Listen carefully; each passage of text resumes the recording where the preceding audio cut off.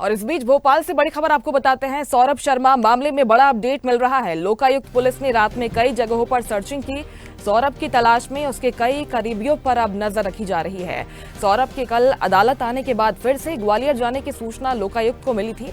भोपाल में जांच एजेंसियों ने सौरभ शर्मा की मां उमा शर्मा से रात में ही पूछताछ की। भोपाल लोकायुक्त कोर्ट में सौरभ शर्मा पर सुनवाई होगी। सौरभ शर्मा की अदालत में अर्जी आज कोर्ट पहुंचेगा। सौरभ कोर्ट ने लोकायुक्त से डायरी तलब की। भोपाल कोर्ट में सुनवाई। सौरभ शर्मा के वकील राकेश पाराशर कोर्ट में मौजूद रहेंगे। ये बड़ा अपडेट आपको बता रहे हैं परिवहन मामले में, गोल्ड कैश कांड मामले में। कल जिस तरीके से जिला कोर्ट में पहुंचा था सौरभ शर्मा, आवेदन देकर वहां से निकल गया था। इसके बाद लोकायुक्त एक्शन में आया, सक्रिय नजर आया और कई लोगों से पूछताछ हुई। जो सौरभ शर्मा के करीबी लोग हैं उनसे अब पूछताछ की जा रही है, उन पर नजर रखी जा रही है। सौरभ शर्मा की अदालत में अर्जी आज कोर्ट पहुंचेगा सौरभ शर्मा और इस पर सुनवाई होगी। और इस खबर पर ज्यादा जानकारी के साथ भोपाल से news head digital Anirudh Sonu ने हमारे साथ लाइव जुड़ गए हैं। अनिरुद्ध, जिस तरीके से कल सौरभ शर्मा जिला कोर्ट पहुंचा था, आवेदन देकर वहां से चला भी गया, लेकिन कई गंभीर सवाल भी खड़े हो गए क्योंकि 40 दिन के बाद उसने सरेंडर की अर्जी यहां पर दी है और कैसे वो वहां से निकल गया, क्योंकि कई जांच एजेंसियां उसके पीछे पड़ी हुई थी। इस पर अब सवाल खड़े हो रहे हैं। आज को लेकर क्या कुछ अपडेट मिल रहा है? देखिए, मध्य प्रदेश की बात करें तो मध्य प्रदेश में पिछले लगभग 40 दिनों से सबसे जो चर्चित नाम था वो सौरभ शर्मा का नाम था, जो परिवहन विभाग का पूर्व आरक्षक था और भोपाल गोल्ड एंड कैश के मामले में एजेंसियों की जांच से वो पूरी तरह से एक तरह से फरार चल रहा था। और देखा जाए तो फिल्मी अंदाज में सौरभ शर्मा कल भोपाल की अदालत में आया और जांच एजेंसियों को, यहां तक कि पुलिस को भी कोई भनक नहीं लगी और वो लगभग आधे घंटे से ज़्यादा कोर्ट में रुकने के बाद वापस किसी अज्ञात स्थल पर रवाना हो गया। उसके साथ उसके वकील मौजूद थे। भरी कोर्ट में लगभग 12:30 बजे के बाद 1 बजे के लगभग वो कोर्ट में आया। उसने अपनी कागजी कार्रवाई पूरी की। लगभग 35 मिनट वो कोर्ट में रहा, लेकिन सुरक्षा एजेंसियां, जांच एजेंसियां, इवन यहाँ के वकील भी उसको पहचान नहीं पाए कि वो आया और यहाँ पे आवेदन देके, लोकायुक्त की विशेष अदालत में आवेदन देके, सरेंडर करने का आवेदन देके फरार हो गया। और जांच एजेंसियों को लगभग 1 घंटे बाद ये खबर मिली। उसके बाद जब हलचल बढ़ी तब तक सौरभ शर्मा यहाँ से जा चुका था। और लोकायुक्त पुलिस की बात करें तो सौरभ शर्मा के यहाँ 17 दिसंबर को जब लोकायुक्त का पहली बार छापा पड़ा था, उसी वक्त से लोकायुक्त की कार्य प्रणाली संदेह के घेरे में थी। लोकायुक्त ने ठीक से कार्रवाई नहीं की थी। इसके बाद इस छापामार कार्रवाई में इनकम टैक्स की एंट्री हुई, ईडी की एंट्री हुई। उसके बाद यह कार्रवाई सही दिशा में चली और लगभग 40 दिन से सौरभ शर्मा, जो परिवहन विभाग का पूर्व आरक्षक था और भोपाल गोल्ड कैश मामले का प्रमुख आरोपी,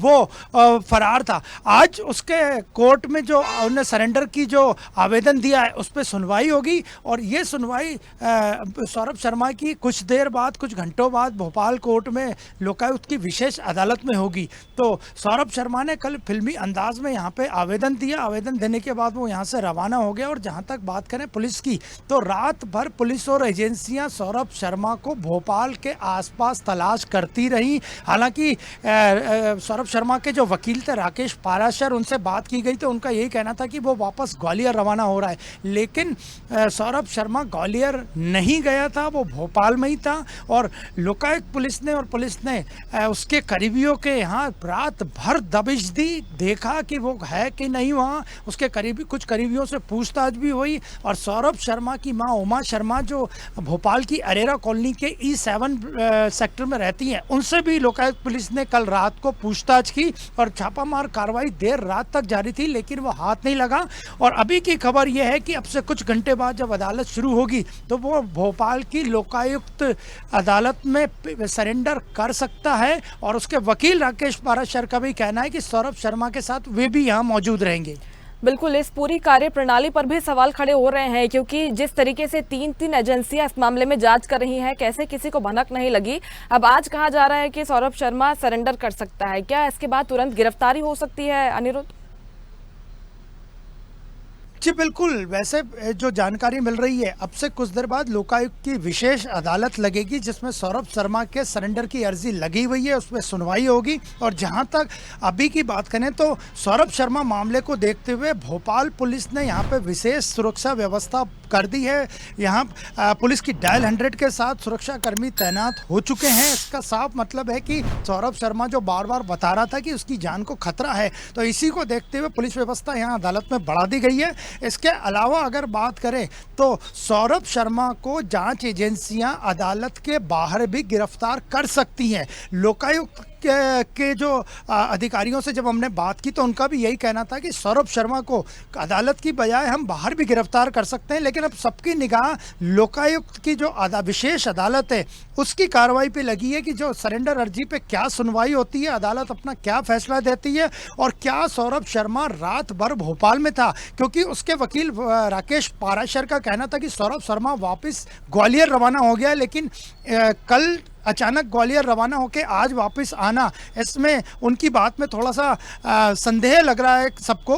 तो अब सबकी निगाह थोड़ी देर बाद, जो कुछ घंटे बाद जो लोकायुक्त अदालत की कार्रवाई होगी उसी पे निर्भर है। लेकिन अभी तक जहां तक बात करें लगभग 10 बजे का समय होने आ गया है, लेकिन न तो सौरभ शर्मा या लोकायुक्त पुलिस से कोई आया है, न ही सौरभ शर्मा के वकील राकेश पाराशर अदालत पहुंचे।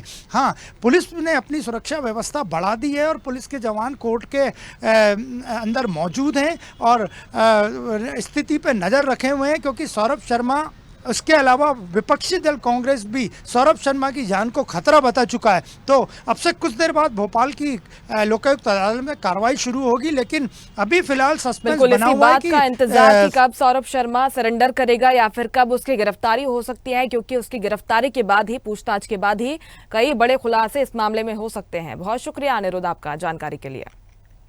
लेटेस्ट खबरों के लिए लाइक, फॉलो और YouTube पर सब्सक्राइब करें, बेल आइकन दबाएं, साथ ही विजिट करें swedeshlive.com पर।